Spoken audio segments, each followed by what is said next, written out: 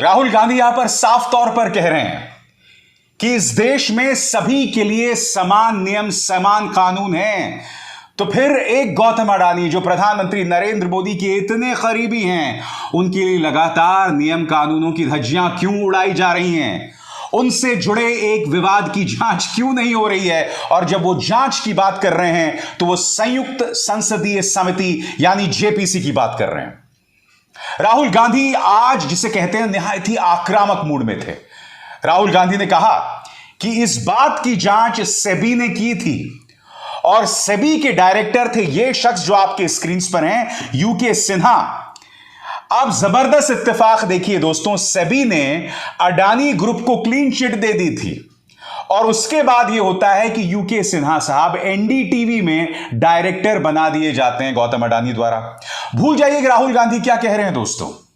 मैं आपसे एक सवाल पूछना चाहता हूं, यह सीधे तौर पर कॉन्फ्लिक्ट ऑफ इंटरेस्ट है या नहीं है? वो व्यक्ति जिसने अडानी ग्रुप को क्लीन चिट दी थी शेयर घोटाले मामले में, वो एनडीटीवी का डायरेक्टर बन जाए? ऐसा दुनिया में कहां होता है? राहुल गांधी अपने प्रेस कॉन्फ्रेंस में सवाल पूछ रहे हैं कि भारत से करोड़ों नहीं अरबों रुपया दुनिया भर में घुमाया गया, वो वापस भारत में आया और फिर उस पैसे को शेयर बाजार में लगाया गया, तमाम प्रोजेक्ट्स में लगाया गया, वो प्रोजेक्ट्स जो सीधे गौतम अडानी के सुपुर्द कर दिए गए थे। राहुल गांधी ने कहा कि प्रधानमंत्री चुप क्यों हैं? क्योंकि बात तो की जाती है साख की, बात की जाती है रसूख की, भारत की अस्मिता की। आप G20 का आयोजन कर रहे हैं कि यहां पर भारत की अस्मिता से आड़े आ तो नहीं आ रही है कि किस तरह से प्रधानमंत्री जो हैं पूरी तरह से एक बिजनेसमैन को लेकर उनकी नजरें इनायत हैं, एक बिजनेसमैन को लेकर वो तमाम दिशा निर्देशों की धज्जियां उड़ाने को तैयार हैं। राहुल गांधी यही सवाल उठा रहे हैं। राहुल गांधी पूछ रहे हैं कि जब भी प्रधानमंत्री नरेंद्र मोदी किसी मुश्किल में होते हैं तो वो कोई ना कोई शिगुफा छोड़ देते हैं, और यहां वो इस बात का जिक्र कर रहे थे कि अब सितंबर में एक विशेष संसदीय सत्र बुलाया गया है। क्यों? क्योंकि विपक्षी गठबंधन इंडिया की बैठक हुई है। क्यों? क्योंकि अडानी के मुद्दे पर प्रधानमंत्री सबसे ज्यादा घिर रहे हैं। राहुल गांधी ने आज प्रेस कॉन्फ्रेंस को संबोधित किया। उन्होंने बताया कि एक नहीं दो बड़े बड़े अंतर्राष्ट्रीय अखबार जिनके एक एक शब्द पर इस देश में निवेश तय होता है, वो आज प्रधानमंत्री ही नहीं, इस देश के सबसे प्रभावशाली उद्योगपति गौतम अडानी पर सवाल उठा रहे हैं। राहुल गांधी ने क्या कहा, मैं चाहूंगा आप उनके एक एक शब्द को सुने। बहुत जरूरी हो जाता है इस प्रेस कॉन्फ्रेंस की एक एक बात को हम आज सुने, और इस प्रेस कॉन्फ्रेंस के बाद मैं आपके सामने कुछ अहम जानकारियां लेकर आने वाला हूं। सुनते हैं। देखिए, G20 का समय है, अलग अलग देशों से यहां लीडर्स आ रहे हैं और आज सुबह एक बहुत गंभीर मामला उठाया गया है। दो फाइनेंशियल न्यूज़पेपर्स में, दुनिया के जो मशहूर फाइनेंशियल न्यूज़पेपर्स हैं, ये गार्डियन न्यूज़पेपर है, इसमें साफ लिखा है जो Modi linked Adani family secretly invested in own shares, document suggest.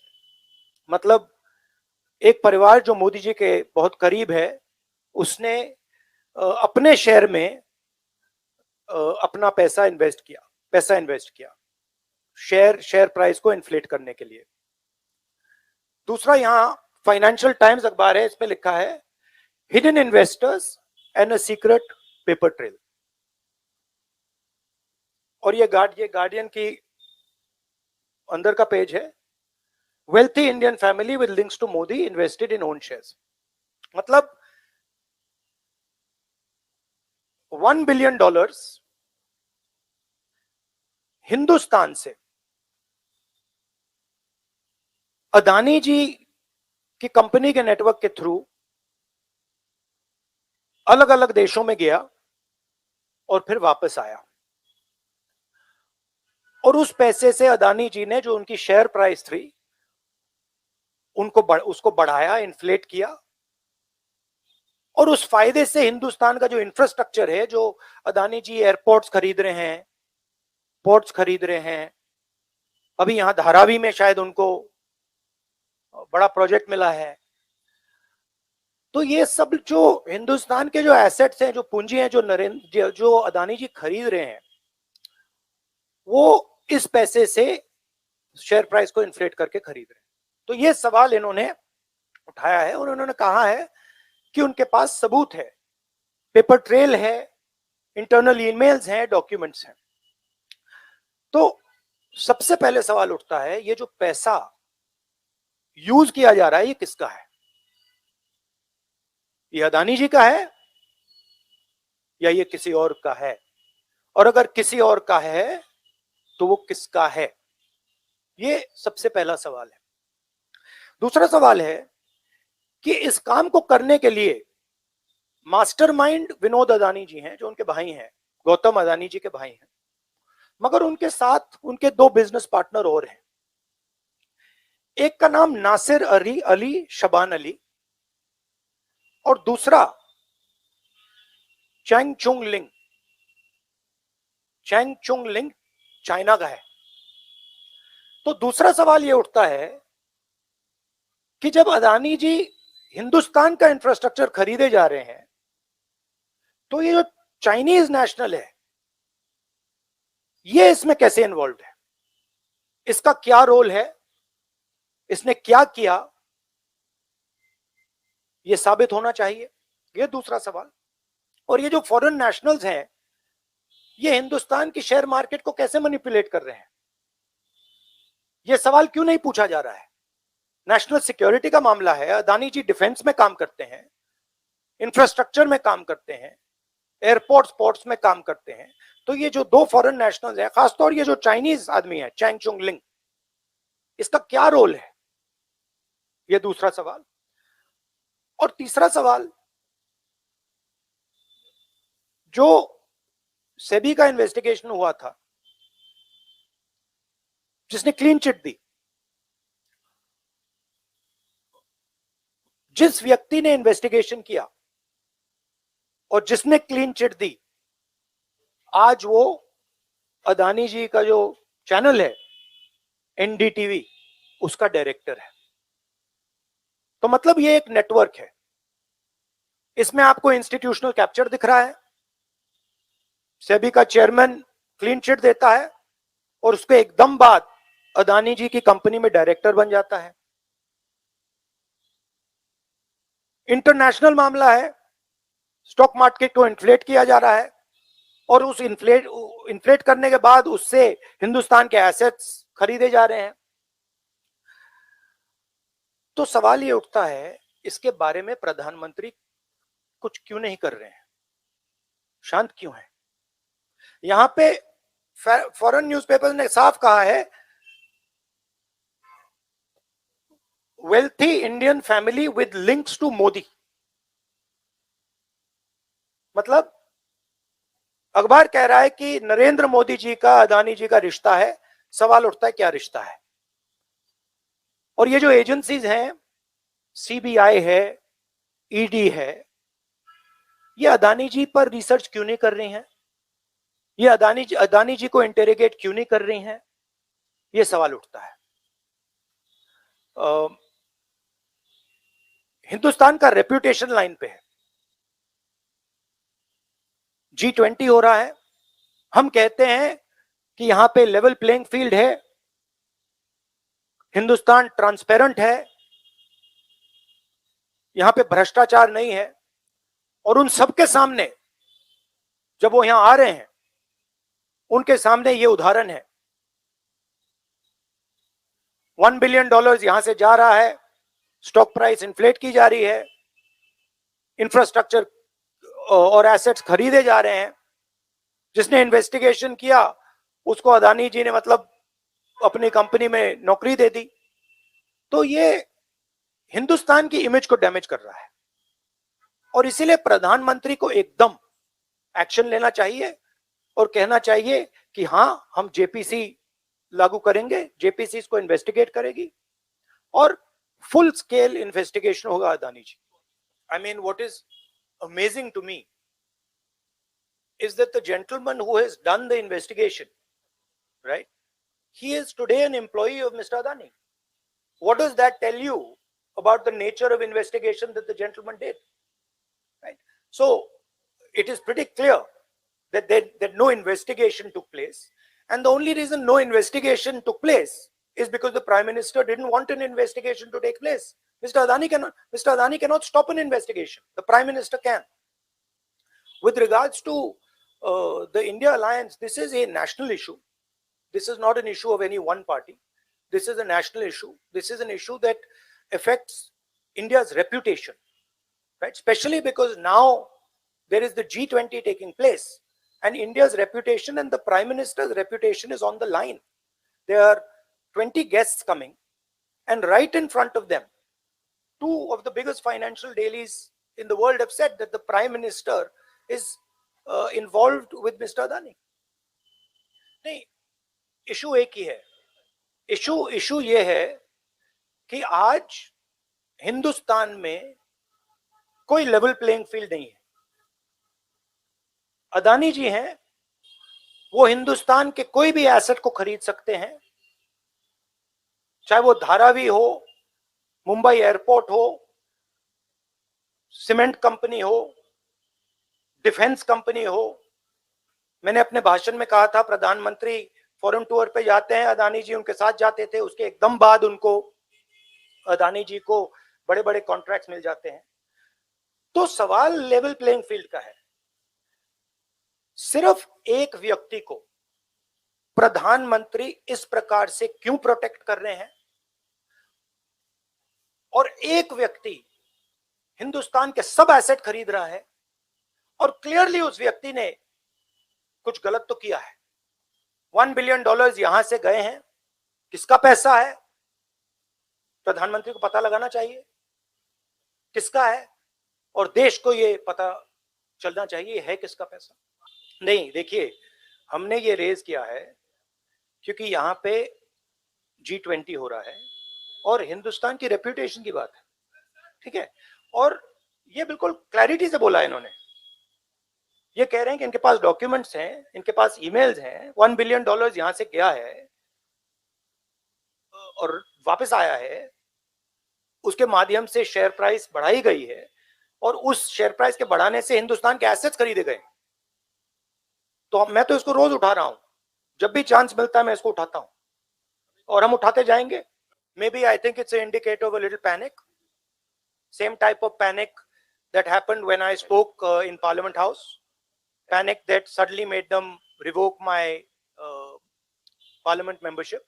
So I think it is panic because these matters are very close to the Prime Minister, and whenever you touch the Adani matter, the Prime Minister gets very uncomfortable and very nervous.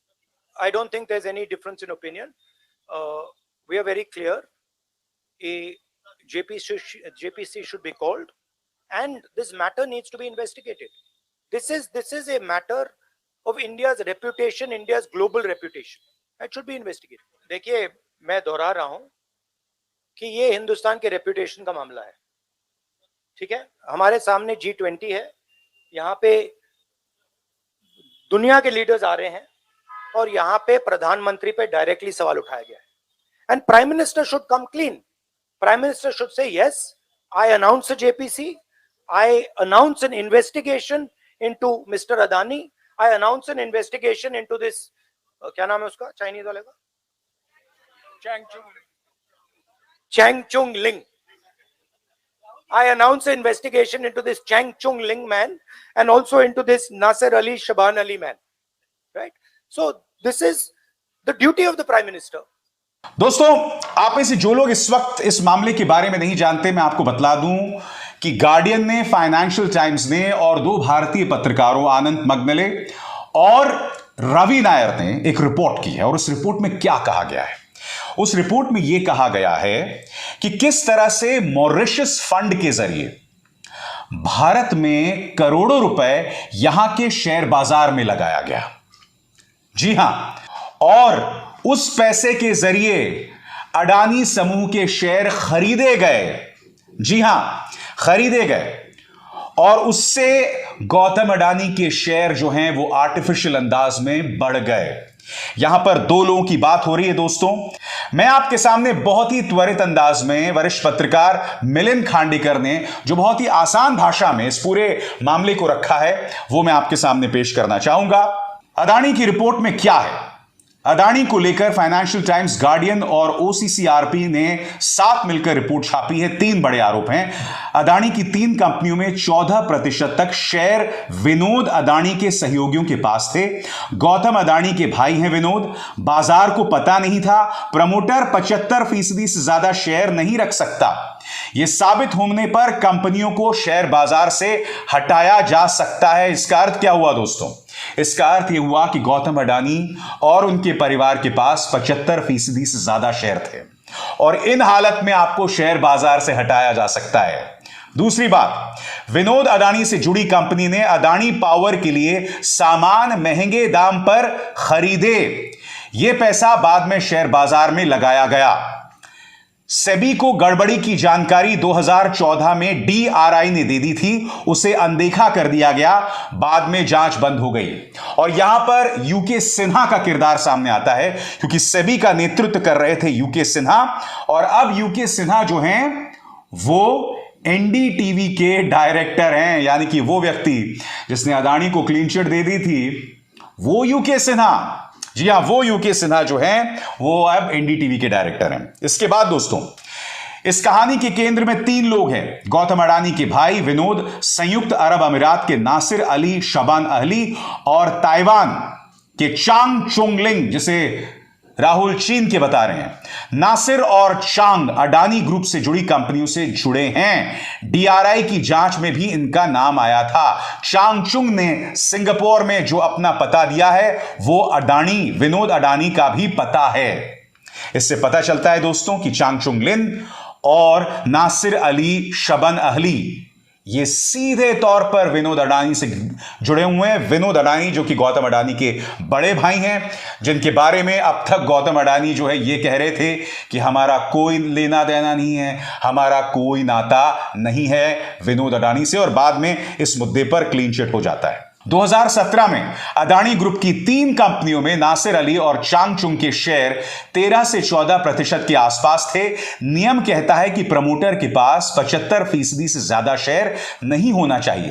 कागज पर Adani group के पास इन तीनों कंपनियों में 75% से कम share हैं। यह साबित हो जाता है कि नासिर और चांग अडानी की तरफ से ही शेयर होल्ड कर रहे थे, तो यह कानून का उल्लंघन होगा, यानी कि 75% से ज्यादा।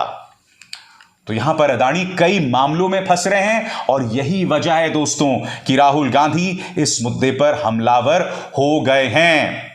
दोस्तों, आप जानते हैं हिंडनबर्ग रिपोर्ट के बाद सेबी इसकी जांच कर रहा था। सेबी डीआरआई की शिकायत पर पहले ही क्लीन चिट दे चुका है। इस पर जानकारी आपके स्क्रीन पर। हिंडनबर्ग रिपोर्ट आने के बाद सेबी अडानी ग्रुप की जांच कर रही है। अब नई बात पता चली है कि डीआरआई ने 2014 में ही सेबी को चिट्ठी लिखी थी कि अडानी ने बिल बढ़ा चढ़ाकर पेश किया और यह पैसा शेयर बाजार में लगने का शक है। इस मामले की जांच आगे चलकर बंद हो गई। अडानी को क्लीन चिट मिल गई। फिर भी सवाल उठेगा कि सेबी ने इसमें क्या किया। बड़ा सवाल ये दोस्तों, क्या इस मामले में क्लीन चिट की उम्मीद फिर से की जाएगी अडानी के लिए? क्या इस मामले में पारदर्शी जांच हो सकती है? क्योंकि हकीकत यह है दोस्तों कि प्रधानमंत्री नरेंद्र मोदी की कमजोर नब्ज उनके परम मित्र गौतम अडानी हैं, लिहाजा इसमें पारदर्शिता से जांच संभव नहीं है। सोशल मीडिया पे इनके जो अपॉलोजिस्ट हैं, इनके जो चाटुकार हैं, इनके बंडलबाज पत्रकार हैं, उनकी बात का विश्वास मत कीजिए। तथ्यों पे रहिए, आपको मामला समझ आ जाएगा। अभिसार शर्मा को दीजिए इजाजत। नमस्कार।